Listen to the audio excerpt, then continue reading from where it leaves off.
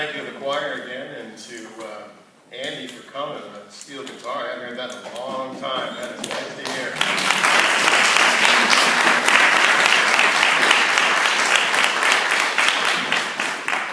I think it's pretty fitting we're going to be talking about Mr. Pete Seeger, who died this year.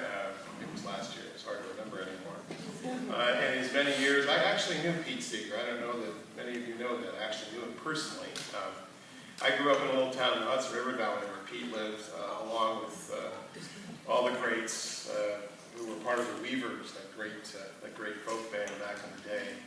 I grew up in kind of a folksy place, so this is all pretty familiar to me. And my dad and Pete were really great friends in the work of justice, in the work of trying to change the world. And of course, many of you know Pete's story. He pretty much blacklisted for refusing to take the loyalty oath in the MacArthur years. And a great voice was almost silenced in American history, but he couldn't be put down, so he came back.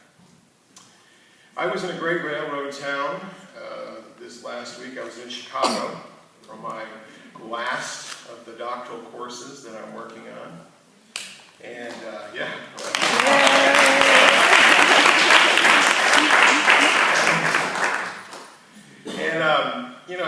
I think I've told some of you this story before, and forgive me if you hear it again. It starts to happen, I guess, more readily when you get a little older. But I met again with this. I have some mentors that I work with as a teaching pastor, and I met again with this young woman from Rochester, New York. Some of you remember this story. She had just last January completed her clinical pastoral work in a hospital in Rochester in a trauma center. And she's this little slight lady. She's about 5'3" or something, and all of 100 pounds. But she's a lifelong UU, had been a Unitarian going back a few generations, which is fairly unusual for us. And she was quiet, and she wasn't at all sure that going into doing her pastoral training in a trauma center was a good idea, but she did it anyway. And then one night she was called to the emergency room. She was doing her night duty. We all have to do this. And she was supposed to be with a young man who had been shot by the police while he was trying to run. And this kid was probably, 18 maybe. And he was bleeding, and he was handcuffed to the bed. And when she arrived, there was this big, beefy police officer interrogating the kid and asking him, "Why did you run? Why did you run?" And the kid just cried. He was probably in shock. And she came and she sat there while the cop kept trying to figure out why she ran, why he ran. And finally she just decided that she needed to do something. She needed to stand her ground. So she stood up, puffed out her chest, and she said, "I'm this young man's chaplain, and he's in shock, and you need to leave."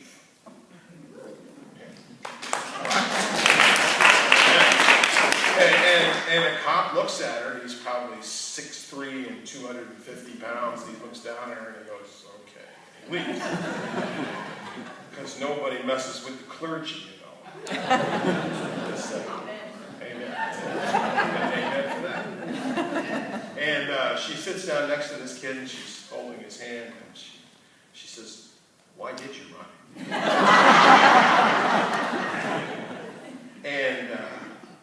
And our brave little toaster looked at him in the eyes and held his hand, and he whispered, "Because I was scared." Now the good news, and something more to report since I told you this story before, is that this young lady is now starting a chaplaincy to young men and women in the county jail. That's the kind of Unitarian Universalist that we're bringing into the world. So let me be blunt about this. People are really dying out there. People are dying of gunshot wounds. People are dying of disease, for lack of health care, even with Obamacare. People are dying of drug overdoses. People are dying emotionally and spiritually because of abuse and neglect. And yes, even up here in a place like this, people are dying. They may not be physically dying, but they may be dying spiritually inside. Something may be hollow. You see all these people in their fancy cars, and you got to wonder where the ultimate meaning is in their life. But there's really good news. The really good news is that we can change that. In fact, we're already changing that. These young people you saw here today, they're going to go out there and change that. That's their job. Our ministers are changing that. You, as ministers together in a congregation, are changing that. You know, when I think back to our rich history, our 500 years as being a Protestant, a protest faith, we really were at the far left end of that spectrum, where our forebears were burned at the stake for what they believed. Michael Servetus was burned at the stake in 1553 for proposing that Jesus was just a man who gave his life for all people. John Huss, who is a part of our tradition in the Universalist side of our heritage, was burned at the stake for the audacity to propose that we're all the same in the eyes of God, and in fact offered up the communion cup to every single person who came to the rail. This, of course, was sacrilege at the time. Only the priest drank from the communion cup. The Reverend James Reed, who was martyred almost 50 years ago during the March from Selma by white thugs for standing with his African-American sisters and brothers at a lunch counter right outside the store. Viola Luzo, one of our most active lay people who was shot by the KKK as she drove to Montgomery to pick up the weary travelers. Our people, some of the people here, have given their lives over for justice, hope to the hopeless. And the Reverend Jason Sheldon recently asked, what would we burn for today? What would we go to the stake for? What would you be persecuted for today? How could you live your life like someone like Pete Seeger? How do we save those who need saving? Well, I think the first thing we do is we listen to each other. And this congregation has grown so much in the last 10 years. In 2008, we grew, in 3 years, we grew by 40%. We gave $75,000 to the church in New Orleans so they could rebuild after Katrina. And then, of course, you all know what happens. We had the big crash, the Great Recession, knocked out 30% of our giving. And soon after that all happened, I stood before you in this pulpit and I said, I've made a decision that I'm going to stay here as your minister and we're going to build this into the beloved community that we dream it will be. And we're beginning to do that again. This place is full of people, full of hope. This place is full of people who are willing to give something of themselves back to the world. And we've done a lot to make that happen. We brought Reverend Tamara on board. We brought Kim Gosney, our new Director of Congregational Advancement. We've got Severin in his incredible music program. We've got Craig in the office. We've got Mike Mariani back at his facilities again. The team is pulling together. We have a fabulous intern minister, Krista Weber, with us this year. My friends, we are beginning to build the beloved community. But you know, that's not going to be enough. That's not going to be enough about saving lives. Because when I hand out those little cards, as I do sometimes in the service, and I ask you, write down what holds you close. Write down what sets you free. Write down what's healing you. Write down what is in your hearts, what you would sacrifice for. I hear struggle, heartache. And not just here. I've been doing this all over Los Angeles. One woman from another church told me that she had to prostitute herself to feed her kids. These are Unitarian Universalists we're talking about. You think we're all that? We're just regular people who are struggling. Somebody told me about how they just lost a son.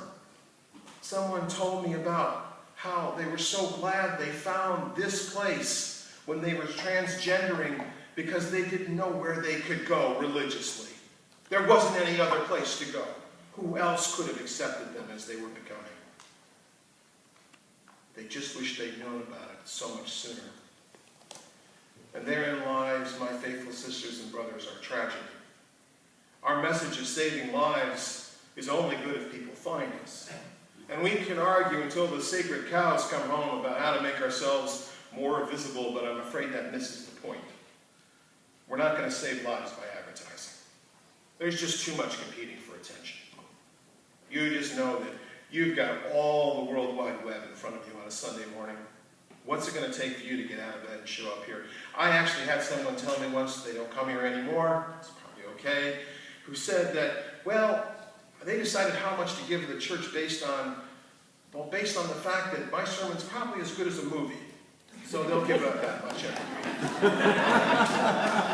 Can you get it? Can you get what we're up against here? The building the beloved community is so much more than just showing up on a Sunday. That's a great start, and we're so glad you're here. But it's going to take a lot more than that to fire, to kindle the flame, to get something going again. You know, I go to a lot of churches, and their chalice is like flame like this big.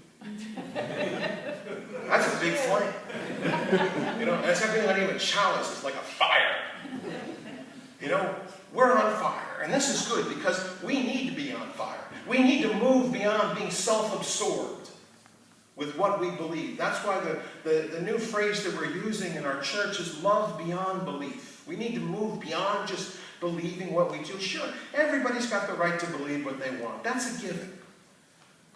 But it's got to be more than that, because if it's not more than that, it can lead to a kind of an arrogance, to be honest with you. You know, many of you know the story about the little girl, the little Unitarian Universalist girl who went to visit her friend's Methodist church, and she's sitting there in class, and the Sunday school teacher's giving the biblical lesson, and she says, well, let's just have some time to draw, you know, crayons and that sort of thing. And there she is, she's working away at something, and the teacher comes by and she says, what are you drawing, honey? And the little Unitarian girl says, well, I'm drawing a picture of God. And the teacher says, well, honey, no one knows what God looks like. And the little girl looks up at her and says, they will when I'm done.